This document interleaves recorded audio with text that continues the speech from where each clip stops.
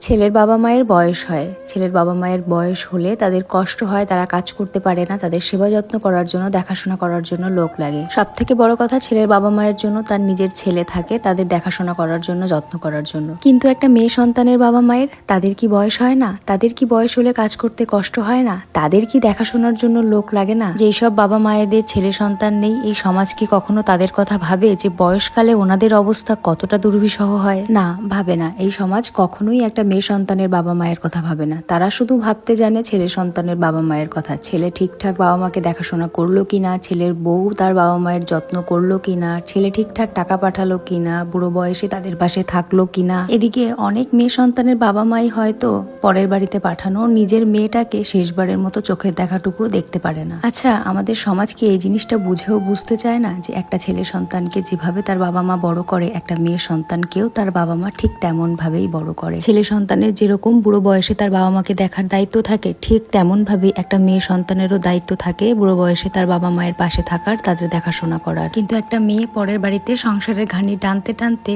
বাবা মাকে কেমন আছো এই কথাটা বলতেও হয়তো ভুলে যায়। পরিস্থিতি এবং সংসারের চাপ একটা মেয়েকে এমন বানিয়ে দেয়, তখন সে যতটাই স্বাবলম্বী হোক, চাইলেও বাবা মায়ের জন্য কিছুই করতে পারে না। আমার মনে হয় না একটা মেয়ের কাছে এর থেকে বেশি কষ্টের আর অন্য কিছু হতে পারে।